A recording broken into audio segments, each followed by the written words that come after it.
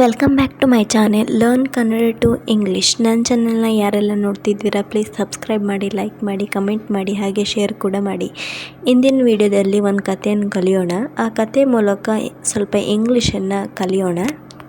ಇವತ್ತಿನ ಈ ಕಥೆಯ ಹೆಸರು the dog and the donkey. ನಾಯಿ ಮತ್ತು ಕತ್ತೆ.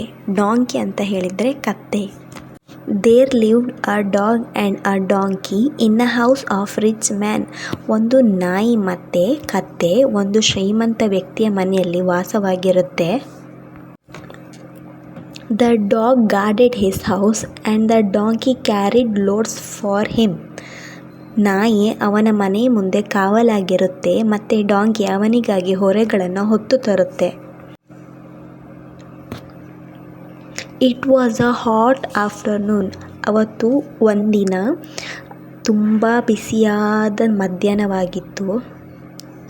The dog was sleeping under the veranda. ನಾಯಿ ವರಾಂಡದ ಅಡಿಗಡೆ ಮಲಗಿತ್ತು. There was some noise outside. ಕೆಲವು ಶಬ್ದ ಹೊರಗಿನಿಂದ ಅದಕ್ಕೆ ಕೇಳಿಸಿತು. The dog just lifted up his head and went back to sleep.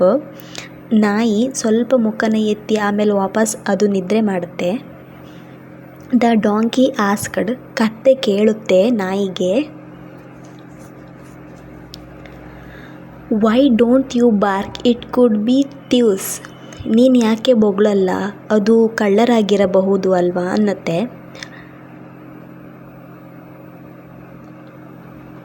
The dog ರೀಪ್ಲೈಡ್. ಅದಕ್ಕೆ ನಾಯಿ ಹೇಳುತ್ತೆ, ಮೈಂಡ್ ಯುವರ್ ಓನ್ ಬಿಸ್ನೆಸ್.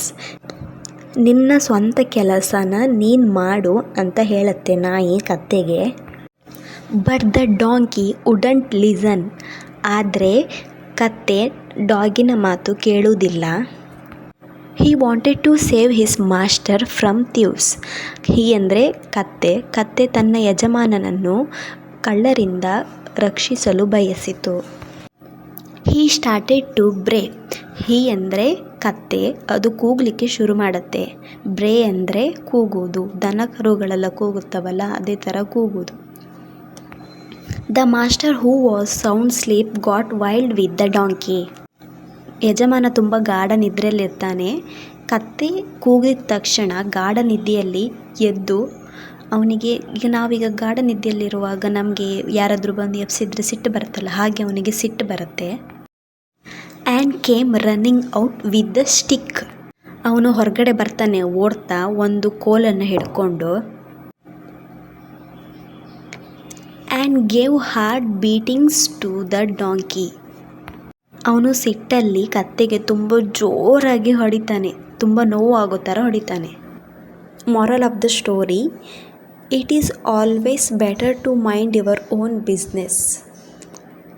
ಈ ಕಥೆದು ನೀತಿ ಏನಂದರೆ, ನಾವು ಯಾವಾಗಲೂ ನಮ್ಮ ಕೆಲಸನ ಮಾಡ್ತಾ ಸುಮ್ಮನೆ ಇರಬೇಕು, ಬೇರೆಯವ್ರ ಕೆಲಸಕ್ಕೆಲ್ಲ ಮೂಗು ತೋರ್ಸೋಕೆ ಹೋಗಬಾರ್ದು ಅನ್ನೋದು ಈ ಕಥೆಯ ನೀತಿ.